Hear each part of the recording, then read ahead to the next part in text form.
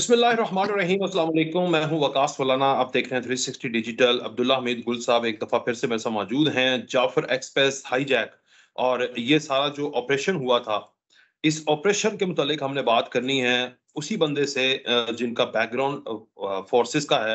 उनसे पूछते हैं कि फोर्सेस आखिर कैसे करती हैं, ज़रार कंपनी क्या है, स्पेशल फोर्सेस क्या हैं, लेविस क्या कर रही है, वहाँ पर पुलिस क्या है, आर्मी का कितना रोल है और इस ऑपरेशन के अंदर जो डीजीआईएसपीआर ने भी डिटेल्स बताई हैं कि जानें भी गई हैं, शोहदा भी हुए हैं, लेकिन जब आर्मी ने इसको ऑपरेशन को स्टार्ट कर दिया तो उसके बाद उन्होंने हत्तुल इम्कान कोशिश की कि कोई भी जान ज़ाया ना हो, कोई शहादत ना हो और वो वाक़ई ही नहीं हुई। तो माशाल्लाह ये दुनिया की top of the line force इस तरह नहीं कर सकती इतने मुश्किल इलाके के अंदर जो हमारी फ़ोर्सेस ने किया। और आपने बलूचिस्तान, आपने अफ़गानिस्तान की सूरत-ए-हाल देखी कि इन इलाकों को अंग्रेज़ से लेकर आज तक कोई भी जीत नहीं सका। ये वाहिद पाकिस्तान आर्मी और ये सारी फ़ोर्सेस हैं जो इस इलाके के ऊपर जब चाहती हैं कामयाब ऑपरेशन सवात क्लियर कर दिया, दहशतगर्दी खत्म कर दी, बॉर्डर को लाइन कर दिया, ये सारी चीज़ें। अब्दुल्ला साहब कैसे हैं सर? आप ही बताइए सर जो मैंने बात की है इस पर। बिस्मिल्लाहिर्रहमानिर्रहीम, अस्सलाम वालेकुम। बहुत-बहुत शुक्रिया वक़ार साहब। देखिए इसमें कोई शक व शुबा नहीं है कि जो आपने अभी बात कही है सारी वो दुरुस्त है। पाकिस्तान आर्मी ज़ाहिर है पाकिस्तान के ही लोग हैं, इस वजह से अपने मुल्क में जीत नहीं हुआ करती और ना ही अपने मुल्क में कोई हार हुआ करती है। अपने मुल्क में तो सिर्फ़ वफ़ा हुआ करती है और जो वफ़ा के साथ लोग चिपके रहते हैं, वो चाहे पाक फ़ौज के हों या चाहे वो अच्छे सहाफ़ी आप जैसे हों, वो अपना कलमा हक अदा करते रहते हैं। इसमें कोई शक व शुबा नहीं है और बड़े अच्छे-अच्छे लोग पाकिस्तान में बसते हैं, हमारे सिविलियन भी, हमारे सहाफ़ी भी, हमारे जो पॉलिटिशियन भी, बड़े-बड़े नामवर लोग गुज़रे हैं पाकिस्तान में और आज भी मौजूद हैं।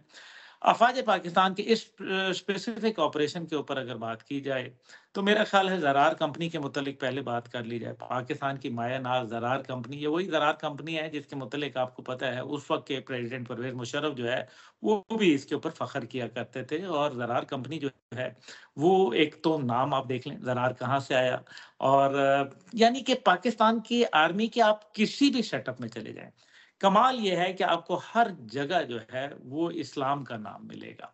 यानी कि स्टाफ कॉलेज का जो पहले Quetta staff college, command and staff college जो था, उसके ऊपर अंग्रेज़ों के ज़माने का क्योंकि ये बना हुआ था, फिर पाकिस्तान बन गया तो स्टाफ कॉलेज जो है वो उसका एक साइन था उल्लू।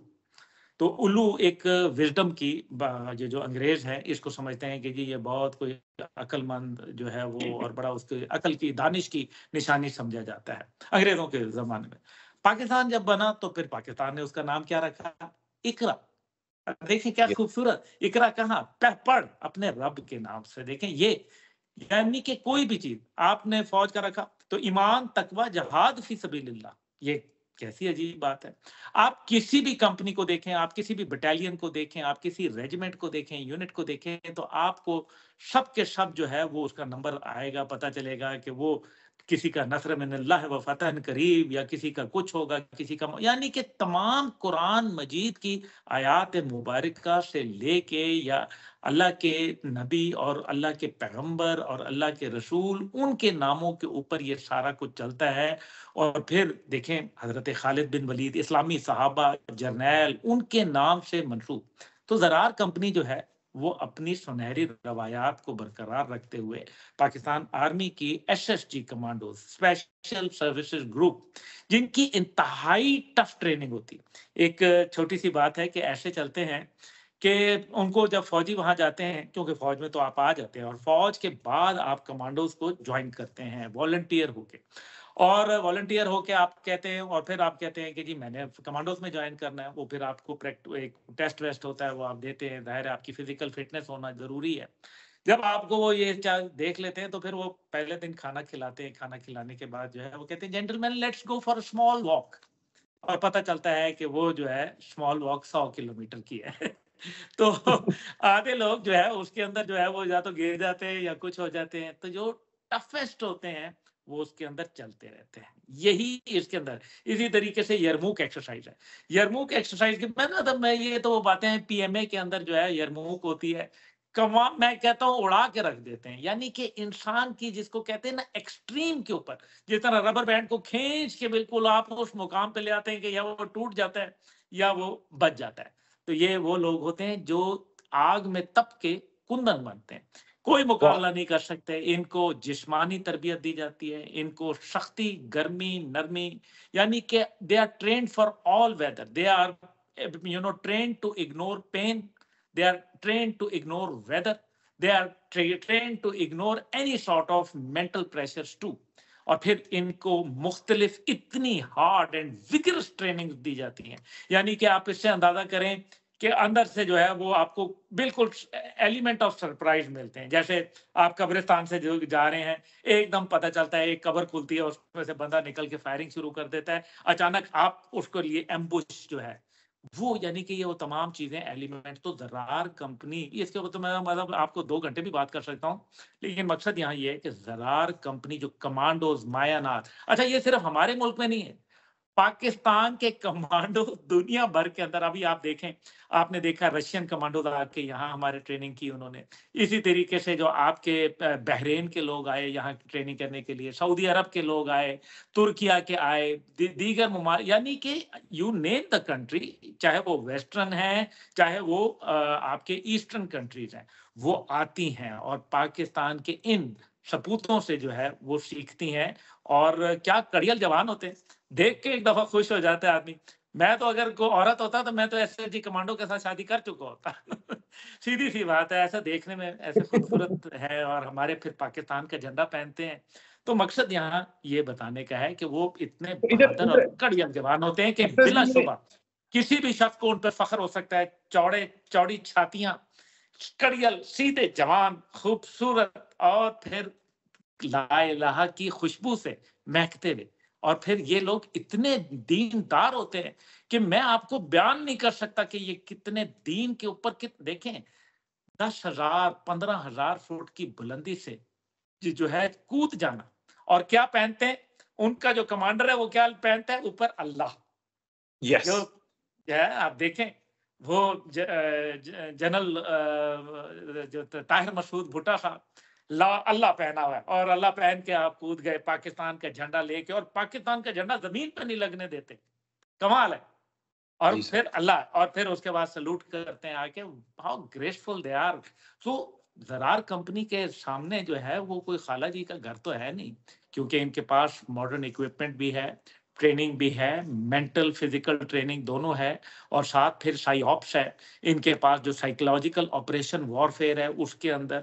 और फिर अगर ये खुदा ना खास्ता पकड़े जाएं तो फिर कितनी कितनी सऊबतें बर्दाश्त करते हैं, लेकिन ये एक लफ्ज नहीं बोलते, मुंह से मर जाते हैं लेकिन बोलते नहीं है। और फिर कितना दुश्मन करता है इनके ऊपर, टांग काट देता है, हाथ काट देता है, आंखें निकाल देता है, तो बस तकवार, मतलब जितनी अजियत दी जा सकती है। लेकिन ये वो लोग हैं, ये सिपाही मकबूल याद है आपको, भारत के जी। अंदर जैसे सिपाही मकबूल हुसैन को पकड़ लिया, उसकी जबान काट दी, उसने उस जबान के खून से पाकिस्तान जिंदाबाद लिखा।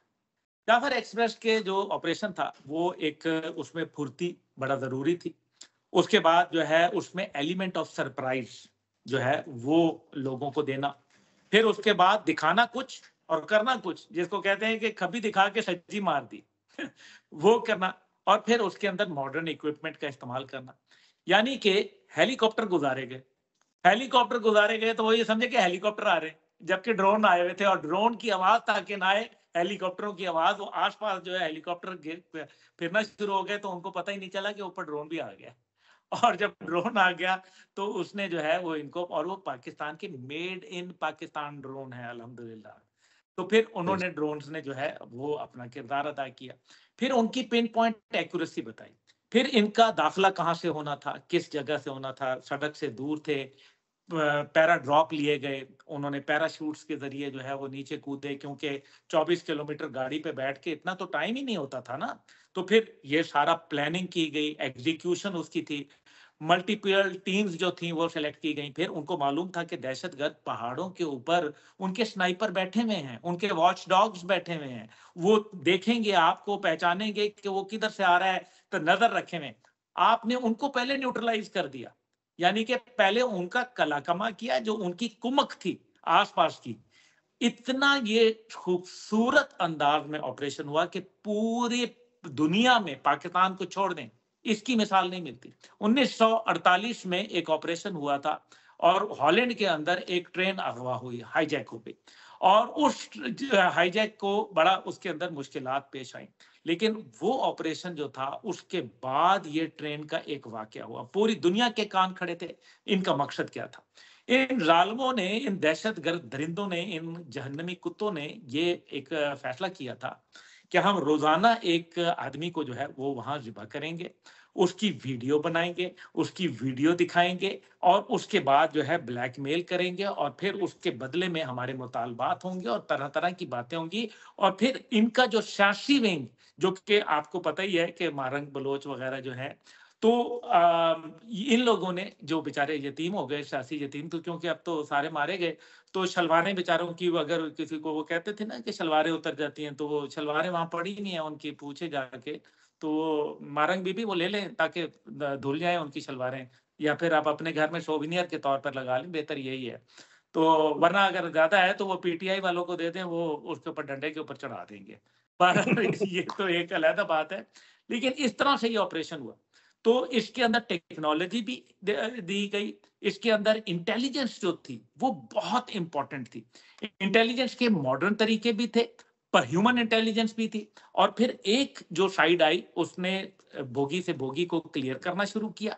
एक साइड ने जो बाहर दहशतगर्द जो खुदकुश जैकेटें पहन के बैठे थे उनको न्यूट्रलाइज किया। एक पार्टी वो थी जो पहाड़ों के ऊपर इनकी जो आंखें बैठी हुई थी उनको किया। फिर इसके अंदर इन्होंने सैटेलाइट जैमिंग कर दी। अब सैटेलाइट जैमिंग के बाद जो है वो ये, पहले तो वो मिनट मिनट इंडिया से पता चल रहा था कि भाई जनाब ये हो गया, तो अब किधर है, अब क्या पोजीशन है, अब क्या है। तो वो तो यतीम हो गए, उनको पता ही नहीं है। मतलब ये तो हो गया कि वकास फलाना साहब सदर आ जाना, अब सदर आके मैंने कहाँ जाना है कोई पता नहीं है।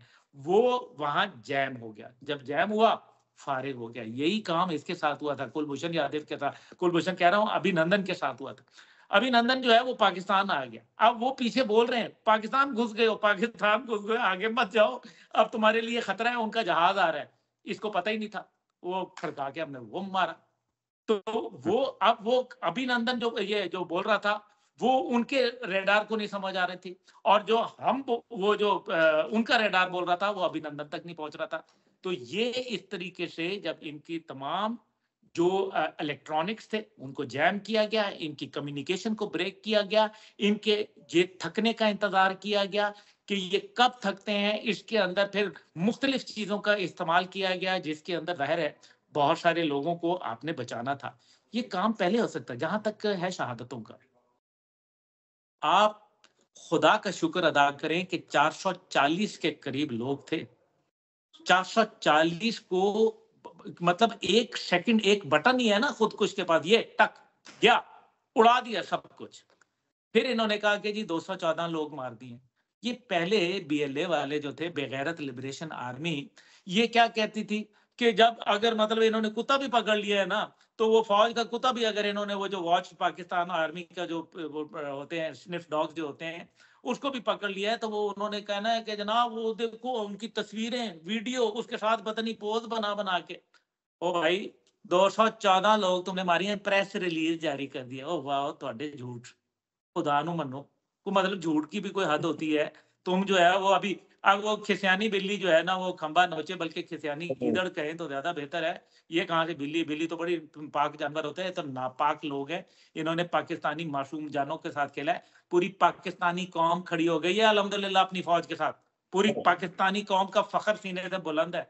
पूरी दुनिया के अंदर पाकिस्तानी फौज का डंका बज रहा है, और लोगों ने इसको, इस केस को स्टडी के तौर पर रख लिया है कि अगर खुदा ना खाता उनके मुल्क में ऐसी सूरत हाल हो, तो पाकिस्तान ने जो किया वो हम करके कैसे इसके ऊपर जो है फतह याब हो सकते हैं। तो बिलाशुबा this is a great success of Pakistan armed forces. This is a great success of the state of Pakistan, and this is a great success of Pakistani nation, क्योंकि पाकिस्तानी नेशन खड़ी हो गई। मेरे हमवतनों, ये याद रखिए, जब भी आप खड़े हो जाएंगे अपने एक होके, मुत्तहिद मुनज़्ज़म होके, तो यकीन माने कि दुश्मन को आप कहीं जो है वो पनपने का मौका नहीं देंगे। पाकिस्तान आर्मी ने बड़ा कमाल किया है। I am so proud of them. I stand with Pakistan army.